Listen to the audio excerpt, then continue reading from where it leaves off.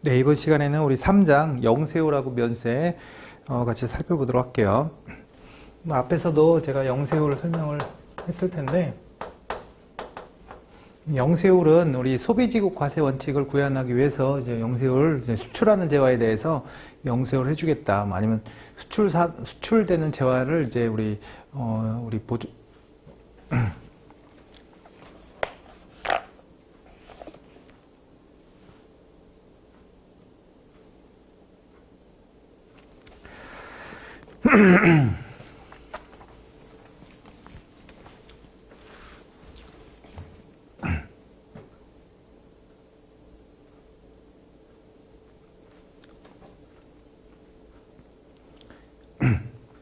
네, 이번 시간에는 그 3장 영세홀하고 면세에 대해서 살펴볼 건데, 먼저 영세홀이에요. 영세홀은 앞에서 이제 소비지국 과세 원칙을 구현하기 위해서 수출하는 재화에 대해서 재화 영역에 대해서 영세홀로 이제 수출을 해주겠다 뭐 이런 내용하고, 수출 재화를 이제 생산하는 기업을 이제 보호해주기 위해서 이제 육성을 위해서 이제 해주는 케이스도 있는데, 영세홀 이제 구조를 한번 잠깐 살펴보면. 간단하게만 볼게요. A가 창출한 이제 부가가치가 이제 B한테 공급이 되면 이거 국내 공급이에요. 국내 공급은 이제 당연히 이제 부가가치 이제 창출이 100이라고 했으면 이제 100을 받아오셔야 되고 10을 이렇게 납부세액으로 내겠지만 이제 B라는 사업자가 뭘 할 거냐면 수출을 한대요. 수출을 한다. 그래서 미국에 물건을 이제 만들어 보내는 수출을 하게 되면 B가 창출한 부가가치가 예를 들어서 400이라고 했을 때 이 500을 받을 때 어떻게 할 거냐면 창출한 부가가치의 누계인 500을 미국에서 이제 받을 거면 그때 부가세는 얼마로 해주겠다? 0으로 해주겠다. 그래서 영세율이라고 하는 거예요.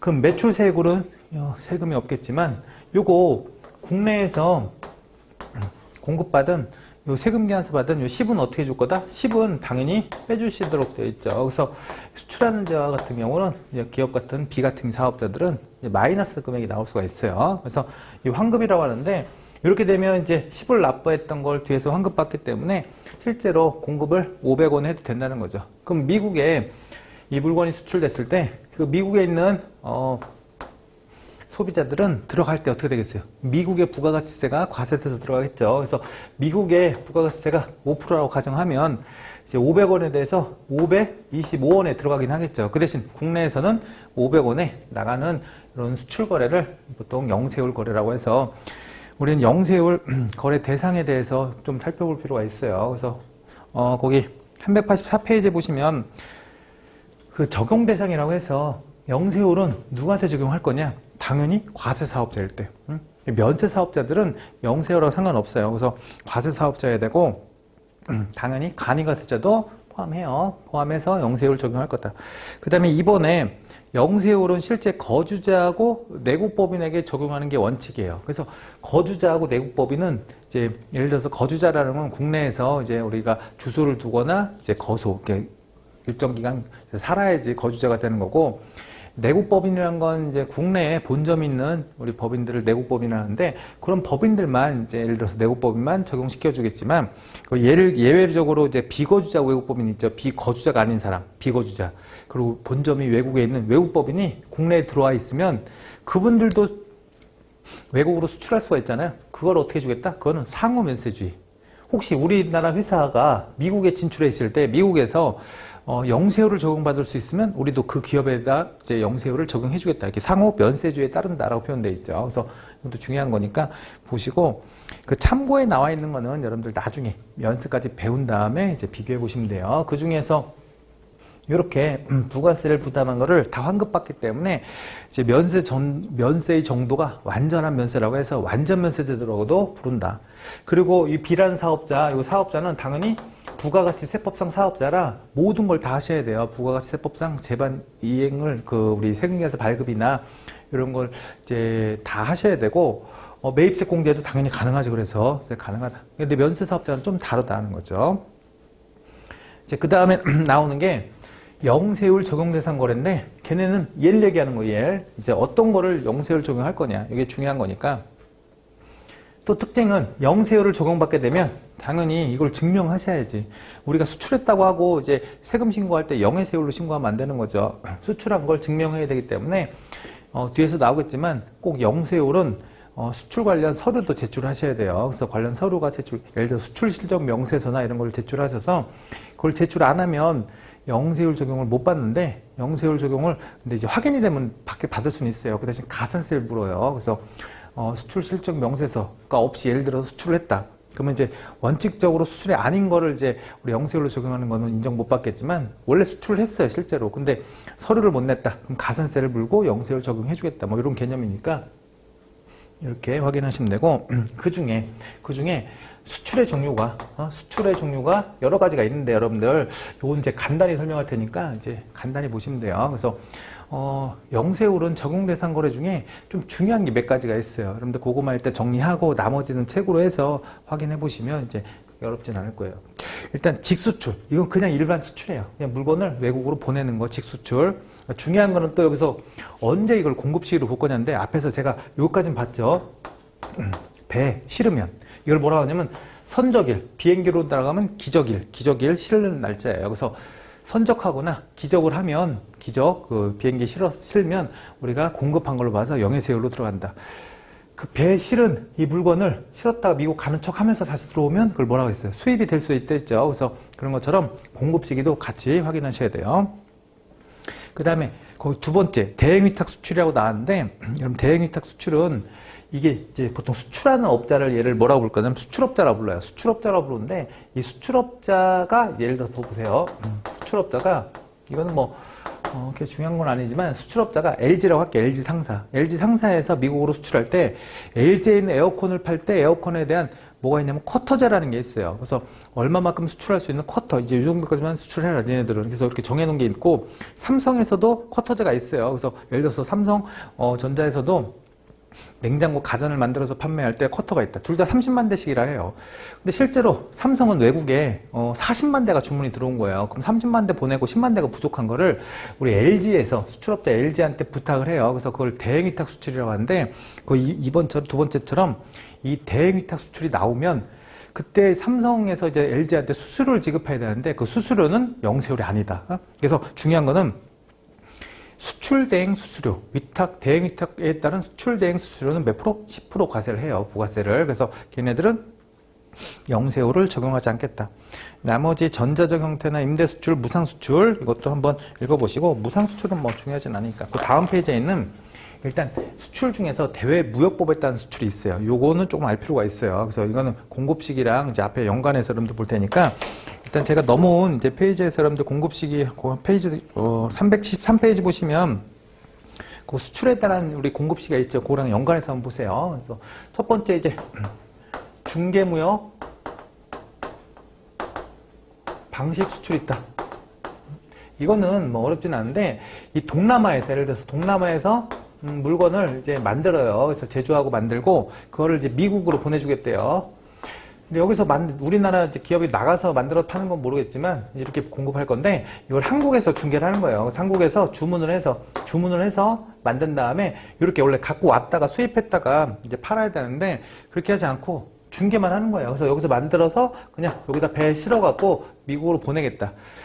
그러면 그걸 중개를 누가 했냐면 한국에서 한 거죠. 한국 기업에서 한 거니까 어떤 중개무역 방식 수출이라고 해서 이것도 영세율 적용해 주겠다는 건데, 이 영세율은 요 날짜 선정한 날, 이것도 마찬가지예요. 일반적인 수출하고 얘는 같아요, 선적일. 그래서 여러분들은 중요한 게, 여러분들 요 수출이 중요한 게 아니고 수출은 영세율이지만 그 언제 수출한 건지 공급 시기가 더 중요하니까 그렇게 이건 선적일로 보셔야 돼요. 이제 두 번째인데 뭐 있어요? 위탁 판매 수출 있죠. 그래서 위탁 판매 수출.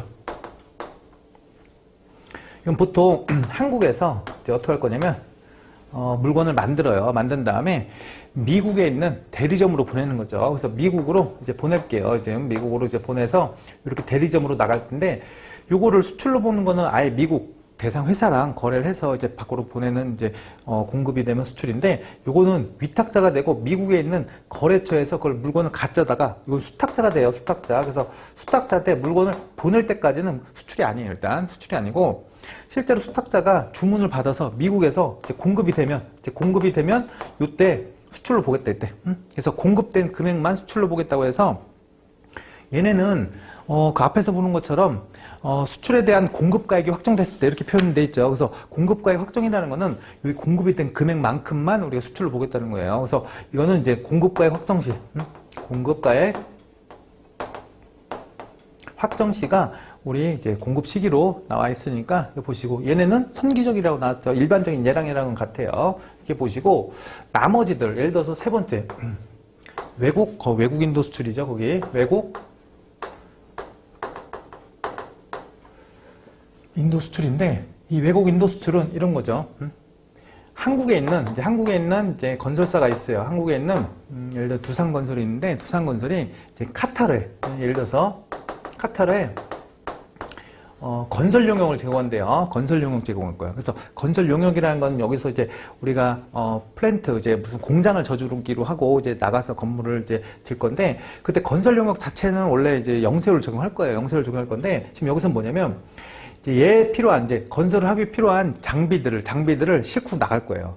그럼 장비들을 싣고, 예를 들어서 봐요. 장비들을 싣고 여기다 싣고 나갈 건데, 그럼 얘는 수출이냐? 얘네는 지금 팔 생각이 없어요. 지금 거기서 장비를 사용할 목적으로 갖고 나가기 때문에 수출은 아니에요. 이거는 수출은 아닌 상태에서 카타르에서 공사가 다 끝난 다음에 이거를 갖고 올 이유가 없어요. 왜냐면 다 낡기도 했고 이제 공사를 했기 때문에, 그리고 이제 중고니까 거기서 팔고 와도 돼요. 그래서 그때 카타르에서 중고된 물품을 어떻게 팔고 온대요. 그래서 이때 판다는 거죠. 외국에서 인도할 때, 이때 이거를 수출한 걸로 그때 보겠대요. 그래서 외국 인도 수출은 거기 보시면 수출 대금은 국내에서 응수하지만, 국내에서 통관되지 않은 물품을 외국에서 통관을 하고 나간 건 아니고, 일단 여기서 판매를 하면 우리 이거 판매한 걸로 해서 수출로 보겠다라고 해서 영세율을 적용하는 외국 인도 수출이다.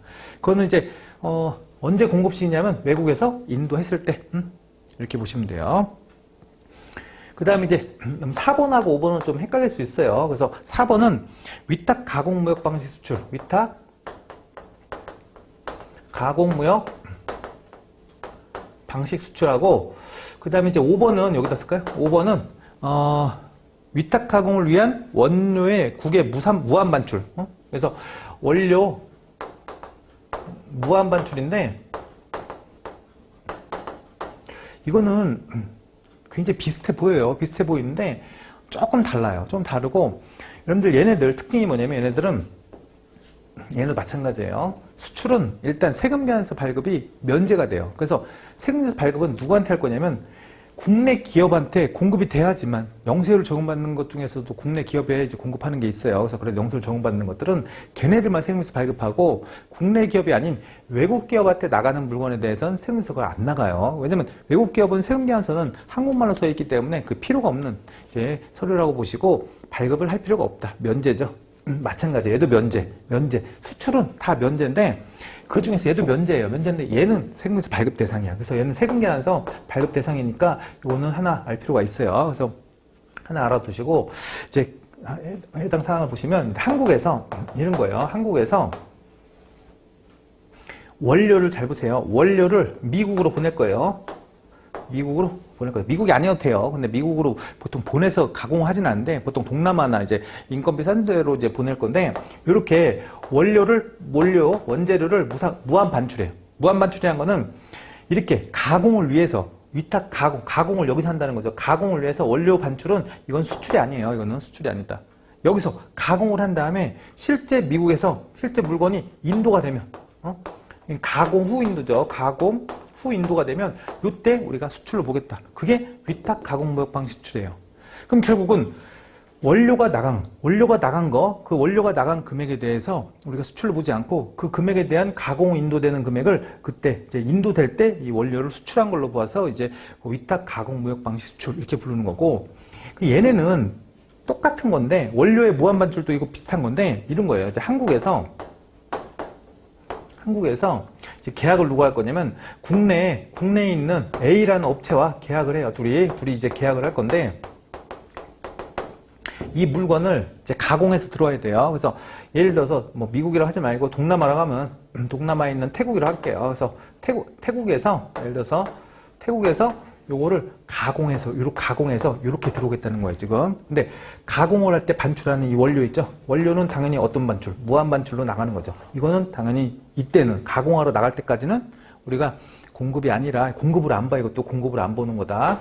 근데 태국에서 나중에 가공 후에 이제 들어오죠, 일로. 그래서 이때 이제 우리가 인도 할 때 이때 이거를 이제 수출로 볼 건데 인도될 때 누구한테 인도되는 거야? 얘네들은 국내 사업자한테 계약을 했기 때문에 인도돼서 얘네랑 다르게 얘는 외국에 있는 사업자한테 인도되기 때문에 세금 계산서가 안 나가요. 지금 세금 계산서가 안 나가는데 얘네들만 국내 사업자한테는 세금 계산서가 발급되도록 돼 있어요. 이렇게 발급되도록 돼 있으니까 위탁 가공을 위한 원료의 국의 무한 반출 같은 경우는 그냥 반출될 때까지는 공급이 아니지만 나중에 반출 후에 가공돼서 인도되면 그 인도할 때 우리가 공급한 걸로 보겠다. 그래서 이렇게 세금세 발급분이 따로 정의되어 있으니까 그렇게 확인하시면 될 것 같아요. 그래서 일단 그렇게 보시면 될 것 같고 일단 지금 영세로 나가는 거 여러분들 뒤에 어디까지 같이 볼 거냐면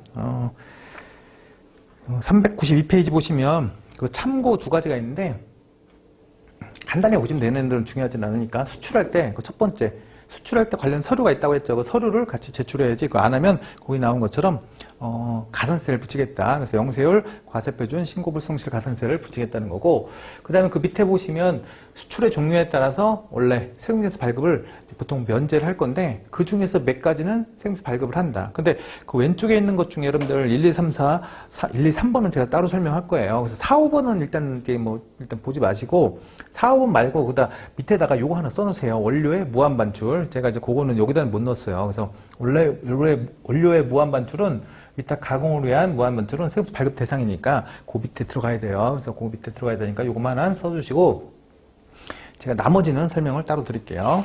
그거 하고 이제 제가 거래를 4개를 보여드릴 거예요. 여러분들 이 4개에 대한 그것만 비교하시면 이것만 잘 비교하시면 나머지들은 어렵진 않아요. 그래서 나머지들은 대부분 이제 국외 제공 용역하고 선박 항공기의 외국 항행 용역 두 가지만 남아요. 제가 얘기하는 거 빼고는. 그래서 그러니까 예를 들어서 국외 제공 용역 한번 미리 볼까요? 그게 어디냐면 388페이지인데 내가 국외에서 용역을 제공한다. 그러면 원래 용역 제공 대상이 국외이기 때문에 원래 과세가 안 하지 않냐? 아니에요. 얘네들은 해외 건설 용역 같은 경우는 과세를 하면서 영세율을 해준대요. 그게 훨씬 유리해요. 그래서 매입세 공제를 국내에서 받을 수 있기 때문에 그 대신 부동산 임대를 국외에서 제공한다. 임대 여부에는 국외에서 제공한 거는 과세 안 하죠. 그거는. 왜냐면 임대 부동산의 소재지가 외국에 있기 때문에 안 된다는 거죠. 그래서 그게 안 되는 거니까 이렇게 보시면 되고 오른쪽에 3번에 선박의 외국 항행 용역, 선박 항공기의 외국 항행 용역. 이것도 국내에서 국내로 우리 여행하는 거 말고 예를 들어서 국내에서 국외로 나가고 있어요. 이렇게 국외로 나가고 있고 항공기가 이렇게 나간대요. 그럼 얘네들은 영세율을 제가 영어로 이렇게 표현할게요. 이렇게 나갈 거고 국외에서 국외. 그러니까 대한항공이 이렇게 국외에서 국외로 이전을 하더라도 얘네들은 영세율인 거예요. 영세율. 그래서 영세율인 거고 이렇게 들어오는 거 국내로 들어오는 것도 이제 국외가 붙으면 영세율로 들어가는 거고 이제 국내에서 우리가 항공을 하는 거 요것만 부가세를 과세한다 해서 요건 10% 과세예요. 그래서 이건 10% 과세고. 그래서 외국 선박 항공기 국외 항행 용역은 요걸 얘기하는 거니까 그렇게 보시고 그 참고에는 그거와 이제 부수되는 거래들 있죠. 여기 항행을 할 때 부수되는 거래들, 특히 얘네들에 대한 부수되는 거래들도 영세율로 봐주겠다. 이런 거고, 뭐 기타 외화 획득을 위해서 수출 장려를 위해서 해주는 애들도 몇 개 있는데 그것도 제가 묶어서 설명할 테니까 하여튼 얘랑 국외 이제 제공 영역 두 가지 빼고 외국 항공기에 외국 항행 용역하고 두 가지 빼고는 4가지가 있는데 4가지를 두 개 비교해서 제가 보도록 할 테니까 일단 먼저 이건 좀 중요해요. 그래서 이건 중요하니까 첫 번째 이건 2가지로 구분할 건데 외국 신용장에 의한 공급이에요.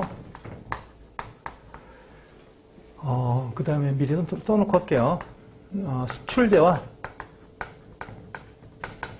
임가공 용역이라는 게 있어요. 임가공 용역. 이 2가지는 굉장히 유사해요. 유사한데 조금 차이점이 있으니까 이 두 개를 여러분들은 그 책에 제 사례를 그림으로 해놨으니까 그 그림으로 보시면 돼요. 그래서 일단 거기 보시면 이제 A, B가 있고 생산업자가 있고 수출업자라고 해서 제가 C를 여기다 그릴게요. C를 여기다 해서 얘는 누구냐면 얘가 수출업자래요. 수출업자, 여러분들 그 그림 있는 거 같이 거기다 이렇게 정리하시면 돼요.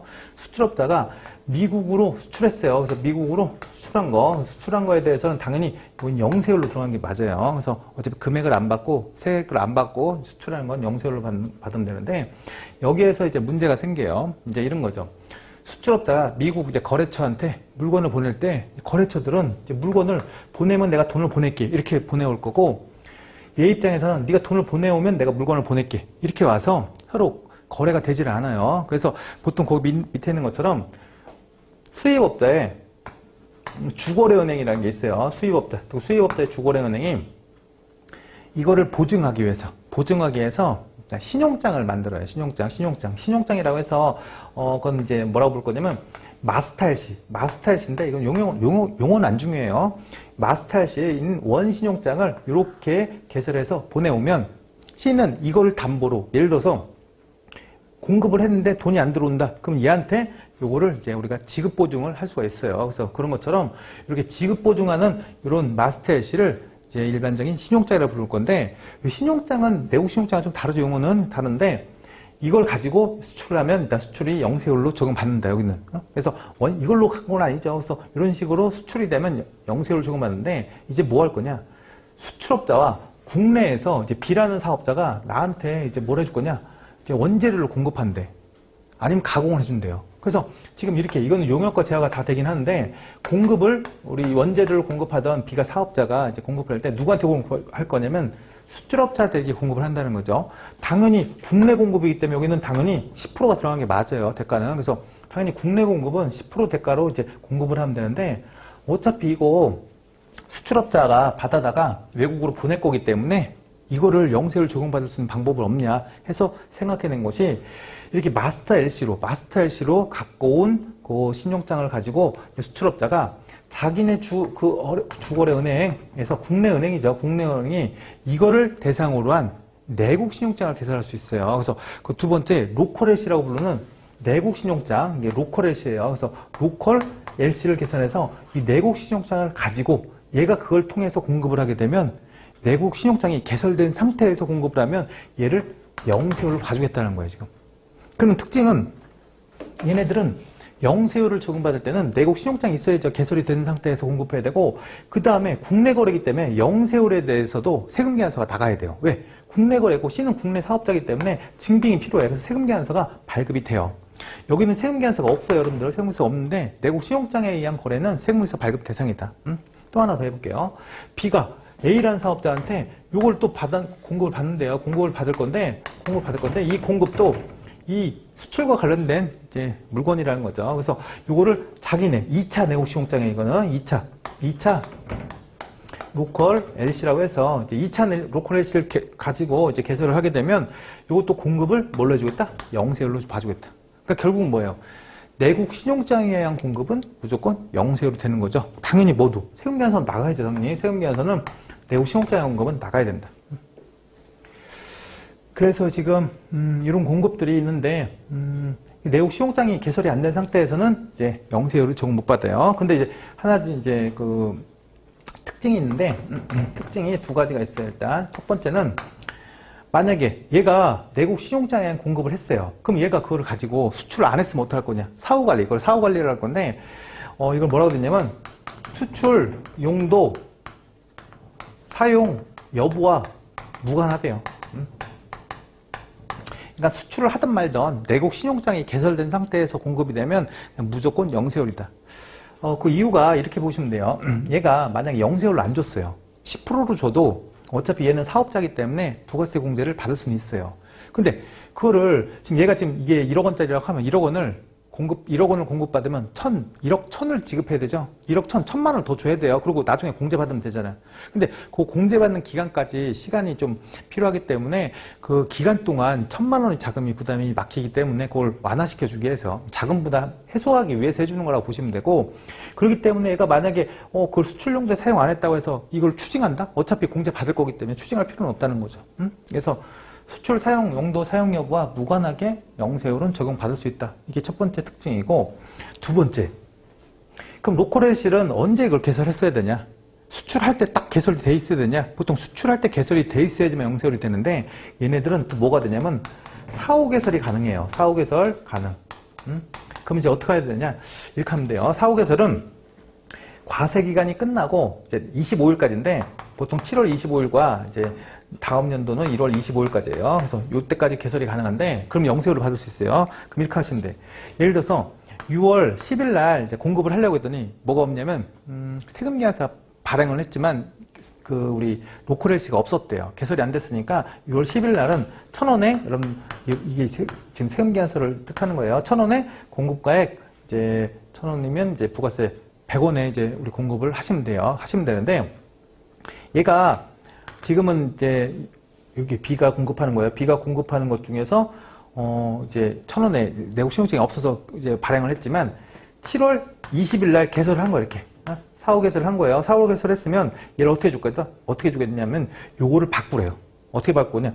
이제 나중에 배울 이제 수정세금계산서라는 게 있는데, 여기서 마이너스 수정계산서를 끊고 이걸 없애는 거예요. 그러면 없애고 1,000원에 영해세율, 이런 세금계산서를 발급하도록 되어 있어요. 그래서 요거를 우리 수정세금계산서라고 부를 건데, 이렇게 4호 개설이 되면 수정세금계산서에 의해서 얘는 없어지고, 당연히 얘가 생겨서 부가세 신고할 때 얘 입장에서는 부가세를 안 내도 되는 거예요, 지금. 그래서 이렇게 4호 개설이 가능하니까 그거를 같이 확인하시면 되겠다. 386페이지 여러분들 중간에 제가 파란색으로 쓴 것 중에서 내국 신용장에 의한 공급을 한 다음에 그게 수출 용도에 사용되는지 관계없이 영세를 적용하고, 그 다음에 과세기간 종료 25일 이내 그거를 4호 개설된 경우에도 우리가 영세를 적용한다고 써 있죠. 그래서 만약에 7월 26일 날 개설했어요. 그거는 그냥 10%로 끝나는 거예요. 그냥 10%로 끝나는 거고 수정세금서 발급 대상이 아니다. 그래서 그렇게 보시면 된다. 오른쪽에 내국 신용장이라고 해서 나온 거랑 여러분들 구매 확인서라고 똑같은 말이에요. 그래서 구매. 그래서 구매 확인서. 서도 일단 내국 신용장은 이제 외국한 장이 발급한다고 나와 있는데, 이것도 밑에 구매 확인서라고 해서 이제 국내 이런 상태에서는 이제 외국한 은행 장이 이제 내국 신용장에 준해서 발급하는 이런 구매 확인서도 마찬가지로 영세율을 적용받을 수 있어요. 차이가 둘은 지급 보충 차이가 있지 똑같은 거예요. 똑같다고 보시면 된다. 그래서 거기까지 한 게 내국 신용장의 공급이고, 이 수출자 임가원 경력 여러분들 책이 어디 있냐면 이것도 그 있죠. 391페이지 밑에 그림이 있어요, 여러분들. 이것도 잘 들어보셔야 되는데, 이것도 그냥 그림만 보시면 이거랑 비슷해 보여요. 그러니까 제가 설명한 순서를 한번 보시면, 일단 C가 사업자인데, 이게 누구냐면 수출업자죠. 수출업자. 그러니까 이제 국외로 나가는 거, 공급되는 거, 얘네들은 당연히 0% 들어가는 건 맞아요. 근데 이번에 뭐냐면, 이번에 B가 누구냐면 가공업자야. 얘가 가공업자인데, 가공업자. 쟤는 가공업자도 되고 이제 원재료 공급업자도 돼요. 수출 대하를 임가공해주는 이런 가공업자야. 그래서 가공만 해주는 업자가 이렇게 공급을 하게 되면, 임가공 용역을 공급하게 되면 이거를 보세요. 이거를 원래는 10%인데 어차피 수출업자한테 가공을 해준다? 어차피 얘가 수출할 거니까 요 용역에 대해서도 0%를 해주겠다는 게 요거예요, 요거. 그래서 특징이 있어요. 뭐라고 됐냐면, 수출업자와 직접 1차요. 직접 도급 계약한 가공업자가 공급하는 용역에 대해서만 해주겠대요. 그럼 예를 들어서 요거는 A는 안 돼요. A가 제 2차 도급을 해서 예를 들어서 요거를 이제 공급을 하게 되면 얘도 가공업자예요. 그러니까 얘가 이런 거죠. 자기가 가공을 다 못해서 하도급을 준 거야. 하도급이라는 건 이제 자기가 또 밑으로 이제 용역을 또 자기가 가공해야 될 부분을 보내서 가공해서 갖고 오는 거죠. 그래서 하도급해서 갖고 오는 요 부분 있죠. 요 부분은 그게 안 돼요. 영세율이 안 돼요. 그래서 지금 얘네들 보시면 알겠지만, 얘네는 내국 신용장이 있는 거예요. 있는 회사고, 이건 내국 신용장이 없어요. 없더라도 뭐는 얘는 영세율 해주겠다. 여러분들 이건 10%니까 당연히 세금에서 나가지만 얘도 마찬가지예요. 얘도 당연히 세금계산서 나가야죠. 이렇게. 그래서 세금계산서는 이렇게 당연히 발급이 돼야 돼. 그러면 내국 신용장에 의한 공급, 그 다음에 수출제야 인가용 용역 둘 다 뭐 세금계산서 발급 대상이다. 그럼 세금계산서 발급 대상을 지금 3개 배웠죠. 원료에 가공을 위한 무한 반출 그거랑 얘네 둘 세금계산서 발급 대상이다. 했죠. 이렇게. 그럼 세금계산서는 무슨 세금계산서? 영해세금계산서, 영세율 세금계산서를 발급했어야 돼요. 근데 만약에 얘가 이렇게 한 거죠. 국에 이제 은행으로부터 마스터시를 받아와서 얘가 내국신용장 로컬 LC 개설한 상태에서 요걸 개설해서 나가도 영세율 받을 수 있죠. 그 다음에 얘가 2차 로컬 LC가 필요해서 로컬 LC를 개설한 다음에 그걸 통해서 공급을 하면 당연히 뭐예요? 이건 영세율이에요. 이건 영세율. 이거 구분하셔야 돼. 로컬 LC로 공급을 하면, 로컬 LC를 개설해서 공급하면 당연히 둘 다 영세율이에요. 저것처럼. 영세율이라고 했죠, 영세율. 근데 로컬 LC를 없으면 그때는 얘는 안 되고 얘만 영세율이에요. 특징 아시겠죠? 내국 신용장에 의한 공급은 무조건 영세율. 그 대신 세금계산서 발행, 말행. 얘는 로컬 LC로 나갔으면 영세율이지만 세금 발행하겠죠. 그것도 당연히 이것도 10%고 이건 0%니까 발행하고 이것도 발행. 근데 로컬 LC가 없더라도 세금계산서 발행하면서 영해세율 적용하겠다. 그래서 수출제야 인가용 용역은 로컬 LC 개설된 상태에서는 당연히 영세율이 적용되고 없더라도 우리 영세율이 적용 받을 수가 있다. 그래서 이렇게 말을 한번 제가 해볼 테니까 잘 만나보세요. 수출업자와 직접 도급계약한 가공업자가 공급하는 용역이다. 얘가 공급한 거죠? 영세율. 맞죠? 수출업자에게 수출업자와 직접 계약한 가공업자에게 공급하는 가공업자가 공급하는 용역은 이해가 되는 거죠. 얘는 영세율이 아니다. 원칙적으로. 그래서 얘가 공급한 건지는 구분하셔야 돼. 직접 도급 계약한 가공업자가 공급해야 된다. 가공업자에게 공급하는 용역. 가공업자에게 공급하는 용역 얘를 얘기하는 거예요. 얘는 우리가 영세율 적용을 원칙적으로 안 된다. 내국 신용장이 들어오면 상관이 없어요. 근데 얘네는 하나 예외가 여러분들 391페이지 보시면 요거 어디 있냐면 390페이지 밑에 여러분들 동그라미 1번에 나와 있는데 동그라미 2번은 이걸 얘기하는 거예요. 내국 신용장이하고 공급 그대로니까 이거 똑같고 동그라미 1번 중에서 예외가 있어요. 예외적으로 그 다만 뭐라고 썼냐면 만약에 직접 도급 계약한 가공업자가 공급한 건 영세율로 들어가서 세금계산서를 영세율 세금계산서를 발행했어야 되는데 네가 이렇게 부가세가 기재된 이렇게 세금계산서 발행했을 때는 요걸 어떻게 할 거냐? 요걸 인정하지 않을 거냐인데 요거는 이제 그러하지 아니하다. 인정하겠다는 거야. 이렇게 하면 그냥 10%로 10%로 인정하고 넘어가겠다는 거야. 그 소리는 얘가 얘한테 수출업자인지 알고 들어갔으면 영해세율로 나갔을 거야. 어차피 이거 없더라도. 근데 얘가 수출업자인지 모르고 공급을 해주고 나서 세금계산서를 10%짜리 발행했다고 해서 요걸 인정하지 않으면 이게 가산세를 물 수도 있어요. 인정하지 않는 세금계산서면. 그래서 굳이 가산세 인정할 필요는 없지. 해줄 필요가 없죠. 어차피 얘가 공제받으면 되니까. 그래서 다만 뭐라고 됐냐면 니은 수출업자에게 부가세를 별도로 기재한 세금계산서를 발급한 경우에는 영세율을 적용하지 않는다. 이건 뭐예요? 그냥 10%로 그냥 인정하고 넘어가자는 소리죠. 그래서 이런 이제 특이사항이 있으니까 이런 특이사항까지 같이 보시면 된다. 아시겠어요? 지금 두 가지 이제 얘네들은 거의 비슷한 내용이에요. 지금 비슷한 내용이니까 비교하시면 될 것 같고 이제 그 다음에 두 개가 더 있는데 두 개 더만 비교하면 나머지는 다 끝나요. 이제 그래서 하나는 수탁 가공 무역하고 수탁 가공 무역, 위탁 가공과 수탁 가공 설명을 제가 따로 설명드릴 거고 이건 하나는 뭐냐면 비거주자는 항상 여러분들 외국법인하고 섞여 같다고 보시면 돼요.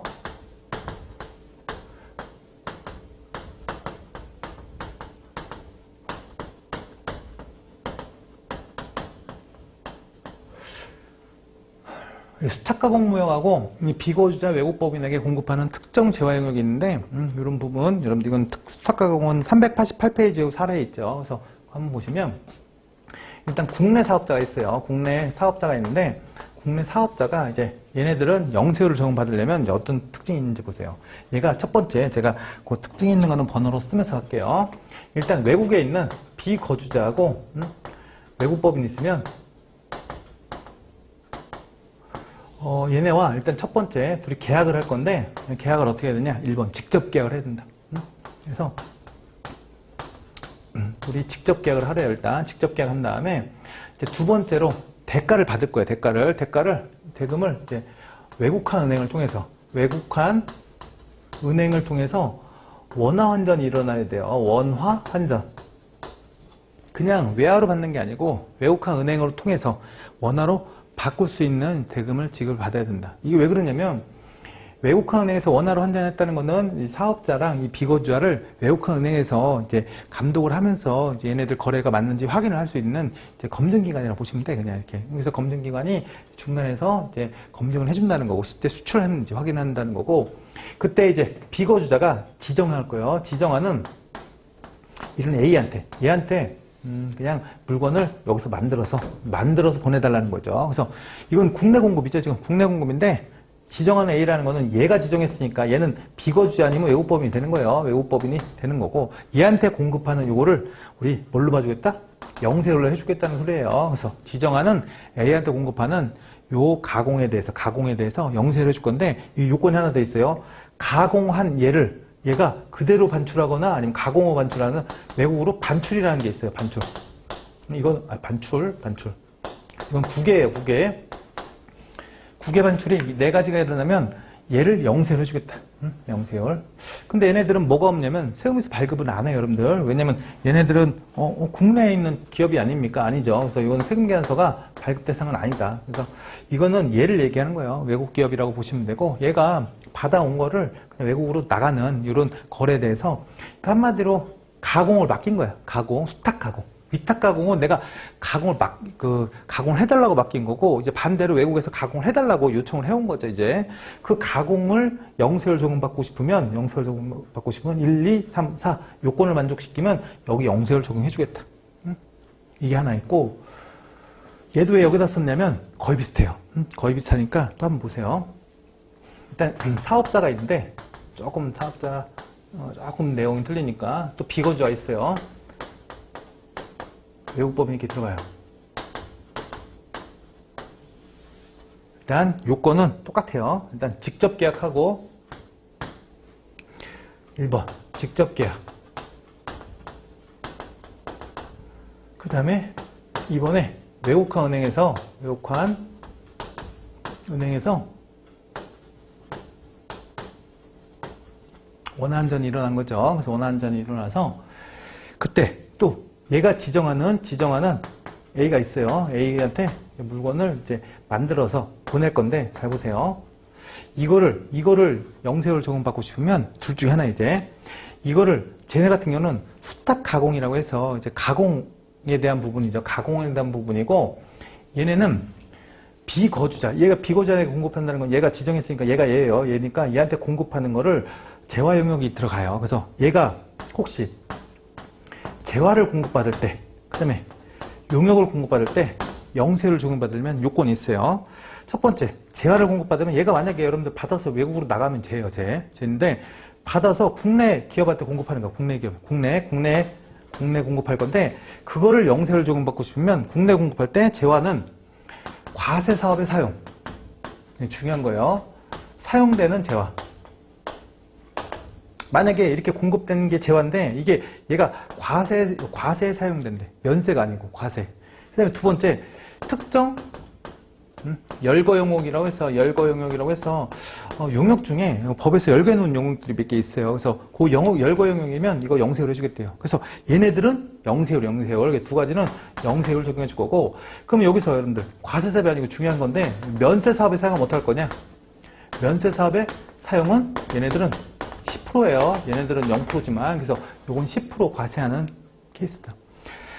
그 이유가 이 과세 사업의 사용이라는 거는 여기서 여러분들 어차피 해도 얘가 영세율 적용해도 어차피 여기서 이제 과세라면 앞에서 과세 못한 부분을 우리가 추가적으로 과세할 수 있는 이제 뭐가 생겼으면 환수효과라는 게 생겨요. 환수효과. 그래서 환수효과 때문에 해주는 건데 여러분들 환수효과 설명은 좀 어려우니까 거기까지는 아실 필요 없고, 얘네들은 여기 과세 사업은 0%, 면세 사업은 10%다. 이렇게 재화에 대해서는 보시면 되고, 이 용역에 대해서는 여러분들 어디에 있냐면 이 페이지가 지금 그림으로는 여러분들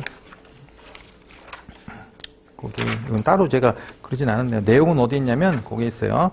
390페이지인데, 그럼 390페이지에 그 1번을 얘기하는 거예요, 1번. 그래서 국내 비고자 또는 외국 법인에게 제휴하는 대화용인데, 국내 얘가 얘니까, 이렇게 해서 그 1번에 보시면, 그리고 대금을 외국화 은행에서 원화로 받는데, 기억 보시면, 기억을 얘기한 게 예요, 기억. 그래서 거기 끝에 보면 과세 사업에 사용하는 재화 이렇게 나오면 얘네들은 영세율 되고 니은부터 치읓까지 여러분들 밑에까지 걔네들을 예를 얘기하는 거예요. 그래서 거기 보시면 뭐 전문과학 서비스업 그다음에 뭐 컨테이너 수리업이나 뭐 이런 것들 아니면 이제 거기 교육 서비스업이라고 해서 치읓에 나온 거 그래서 그런 부분처럼 특정 열거 영역은 또 뭐 한다? 영세율 적용해 줬다 이렇게 나왔으니까 나머지들은 뭐 그렇게 중요한 건 아닌데 얘네 둘은 좀 비교할 필요가 있어요. 그래서 이렇게 두 가지로 구분하시고 이제 나머지는 이제 책으로 해서 여러분 쭉 설명할 테니까 그랑 같이 한번 보시면 될 것 같아요. 387페이지 보시면 밑에 2번 동그라미 2번 그러니까 386페이지 보시면 내국 신용장의 공급 있죠. 걔네들은 당연히 내국 신용장이 개설된 상태에서 공급하면 영세율 적용해 주겠다. 세무서 발행을 해야겠다. 오른쪽 2번 한국국제협력단 등에 내가 공급한대요. 국제협력단, 국제보건기구, 대한적십자사인데 얘네들은 외국에 원조해줄 거래. 근데 거기에 물건을 보낼 건데 물건을 보내면서 외국에 실제로 무상원조가 되면 내가 보내는 물건에 대해서 영세율 적용해준대요. 적용할 건데 특징은 세금계산서를 발급을 하셔야 돼. 써놓으세요. 세금계산 발급 대상이에요. 그래서 세금계산 발급을 지금 4가지를 했는데 내국 신용장, 수출제와 임가원 영역, 원료의 국외 반출, 그 다음에 한국국제협력단에 공급하는 재화 같은 경우 4가지고 아까 2가지 더 있긴 해요. 뒤에서. 그래서 그거까지 보시면 된다. 그 다음에 수탁 가공무역. 그래서 얘 나온 거 다음 페이지에 나왔고 그 다음에 다음 페이지에 국외에서 제공한 영역, 일반적인 해외 건설 영역 영세율. 그 다음에 해외 부동산 영역 영세율 아니에요. 걔네들은. 오른쪽에 선박 항공기 외국 항행 영역 뭐라고 했어요? 국내만 우리가 10%고 나머지는 다 영세율. 그 관련된 이제 포함된 거래도 있죠. 그래서 그 부분들이 전부 다 영세율 부수 거래로 보겠다. 그 다음에 기타 거래 중에서 390페이지 첫 번째가 얘예요.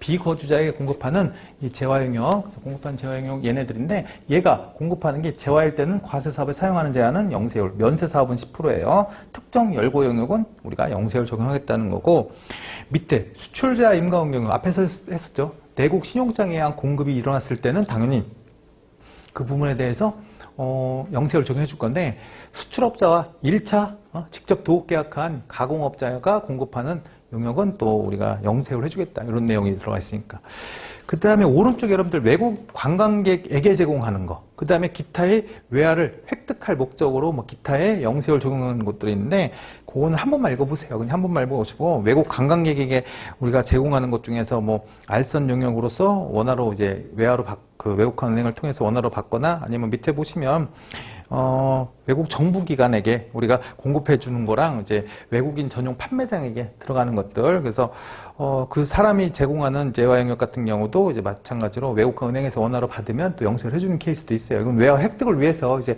해주는 케이스니까 그거는 이제 특히 뭐 한 번씩은 읽어볼 필요는 있어요. 그래서 잘 나오지는 않으니까 이제 보시고 그 다음 페이지 보시면 이 조세특례 제한법상 영세율 적용되는 경우도 있겠지만 이것도 그렇게 중요하진 않아요. 앞에서 나온 것들하고 특별한 이런 것들도 영세율 적용한다. 하고 밑에 참고는 아셔야죠. 세금계산서 발급 대상인 거 지금 4가지 딱 하나 안 써있다고 해서 원료의 무한반출 그건 들어간다고 했어요. 그래서 그 하나랑 동그라미 4, 5번처럼 외국 항행 선박 등에 제공할 때 그것도 그 세금계에서 발급을 할 수도 있고 그 다음에 선박 항공 외국 항행 영역 중에 공급받는 자가 국내 사업장에 있는 비거주자 외국법인도 이제 이 세금계서를 발급받는데요. 그래서 그런 거 빼고는 이제 나머지는 세금계서를 발급하지 않아요. 수출거래에 대해서. 그래서 그렇게 확인하시면 될 것 같아요. 지금 설명한 거 이것만 봐도 영세율은 충분히 다 볼 수 있으니까 그렇게 확인하시고 다음 시간에는 면세를 살펴보도록 할게요.